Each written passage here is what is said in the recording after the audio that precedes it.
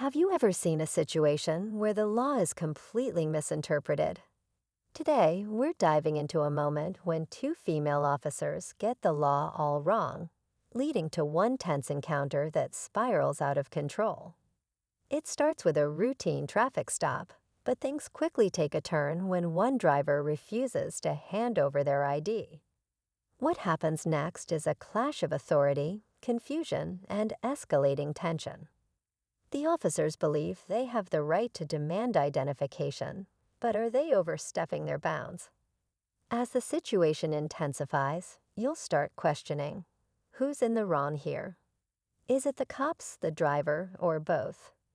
And just when you think you've got it figured out, something happens that leaves everyone, especially the officers, rethinking their next move. Stick around for part 2, where we reveal how it all unfolds. As the driver sits in the car, hands gripping the wheel tightly, the seconds feel like minutes. The two officers approach the vehicle, their faces a mix of authority and uncertainty.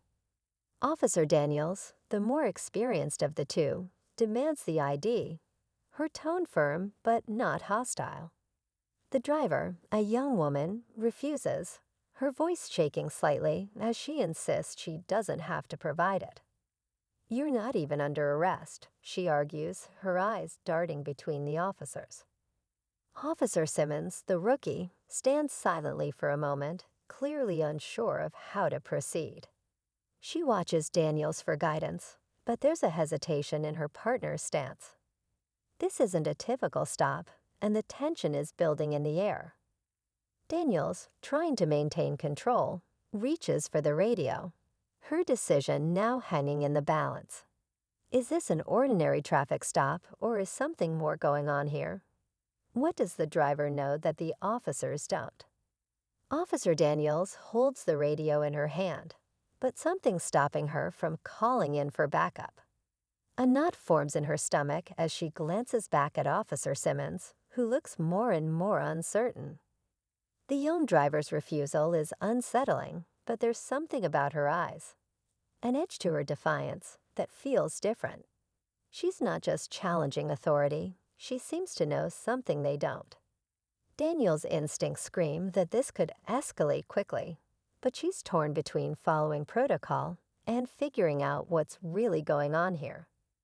Simmons steps forward, her voice almost a whisper. Maybe we should just let her go. It's not like she's breaking the law.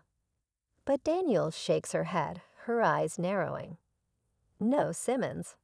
We don't just let people walk away when they're acting suspicious." The driver shifts in her seat, her face a mixture of nervousness and something else, almost like she's waiting for them to make the next move. The longer the officers stall, the more it feels like the air around them thickens, heavy with unspoken tension. What if this isn't just about a simple refusal? What if there's something deeper happening here, something the officers are blind to? The driver's refusal to comply is just the surface, but what lies beneath? And why won't she back down?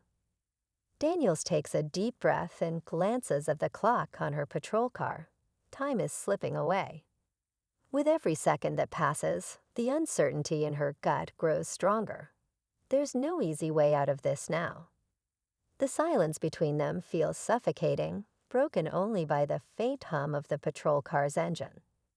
Officer Daniels' fingers tighten around the radio, but still she hesitates. It's not just the driver's refusal anymore. It's the way she's holding herself, the calmness in her voice, and the way she's looking at them now. There's a quiet defiance in her eyes, but also something more, a sense of knowing, of being in control. And that's what unsettles Daniels the most. "Are you sure you don't want to just call it?" Simmons asks again, her voice uncertain. She's starting to feel the weight of the moment too, but there's something in her eyes that betrays her inexperience.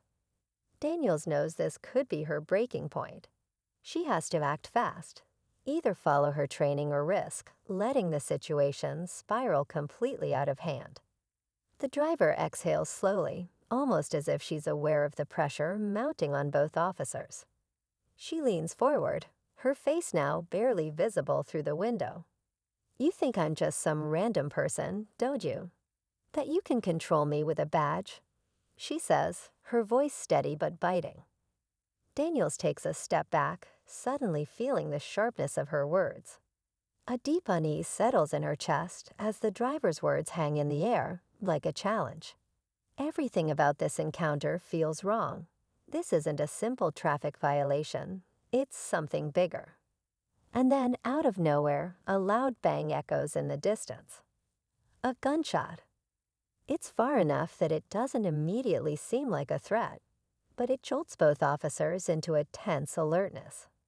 The driver's reaction is instantaneous. Her eyes dart to the side, as if she's been expecting it. "Don't make me regret this," Daniels mutters, her hand hovering near her holstered weapon. She's ready to escalate this if she has to, but every instinct tells her something is about to go horribly wrong. The seconds stretch longer than they should. The radio crackles, but neither officer moves.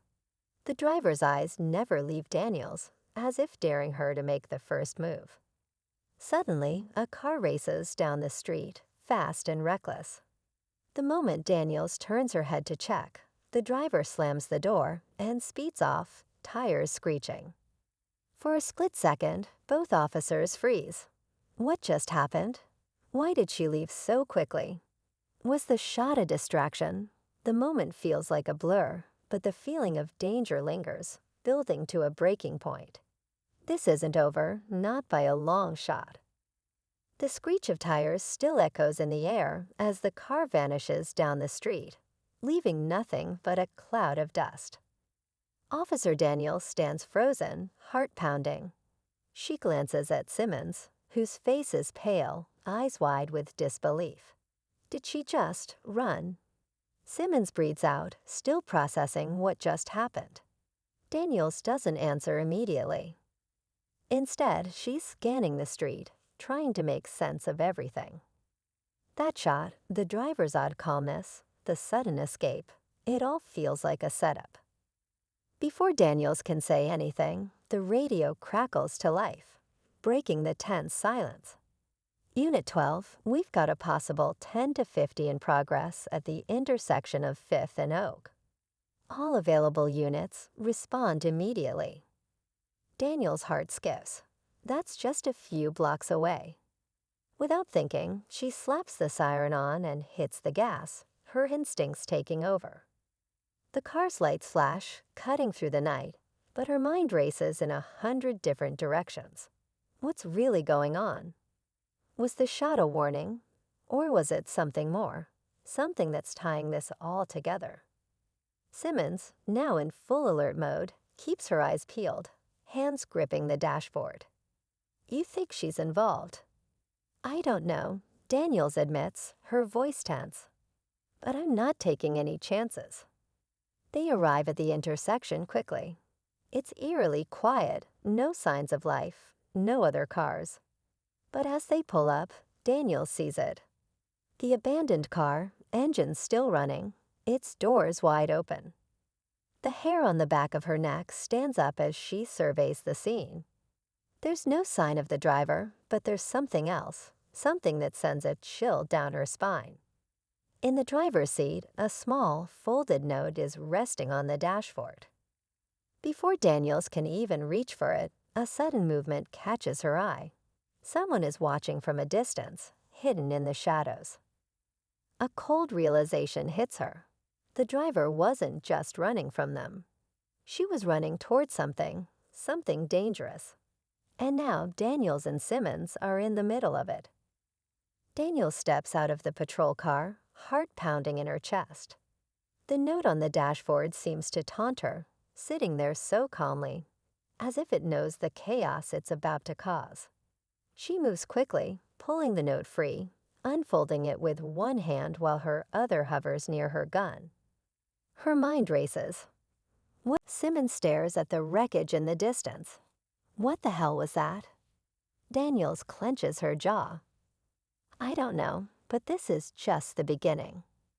As the smoke rises in the distance, both officers are left standing at the crossroads, realizing that the game is far from over, and they've only just become pawns in a much larger plan. But who's controlling it? And what happens next? The uncertainty is like a dark cloud, closing in around them as the night stretches on. As the smoke clears, Daniels and Simmons stand in stunned silence, processing the explosion in the distance. Their radios crackle to life again, but this time the message is clear. All units, return to base. Situation is escalating. Lockdown in effect. It's a moment of cold clarity. The game, whatever it was, wasn't just local. It's part of something much bigger. The figure in the shadows, they had been the bait, the warning shot. Daniels looks at Simmons, her expression hardened now. We're not done here. Not by a long shot. They head back to the patrol car, knowing the real story is still unfolding. The driver, the note, the explosion, it's all part of something that's just beginning to reveal itself. And as they drive away, both officers realize they're no longer in control. The real question is, how far does this go? And who else is watching them now? The chase isn't over. It's only just started.